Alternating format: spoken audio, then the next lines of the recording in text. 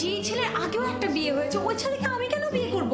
তুমি বাবাকে বলে দাও যে আমি ছেলের সাথে দেখা করতে যাচ্ছি না। আরে বাবা, দেখা করতে গেলেই তো বিয়ে হয়ে যায় না। তোর বাবার মনে হয় ছেলেটাকে দেখতে ভালো লেগেছে। এখন যেহেতু তোর বাবা বলেছে আচ্ছা দেখা করে আয়, তারপর ওখান থেকে এসে বলবি যে তোর ওই ছেলে পছন্দ হয়নি।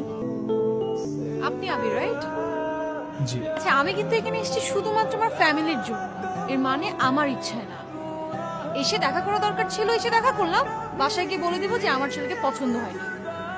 আর একটা কথা, আমাকে একটা হাত নেই নাকি চোখ নেই নাকি আমি পড়াশোনা জানি না যে এমন একটা ছেলেকে বিয়ে করবো যার আগে একবার বিয়েও হয়েছে। ভালো মানুষের বউ কি মাত্র 15 দিন থাকে? আপনি হাসছেন কেন? বসুন।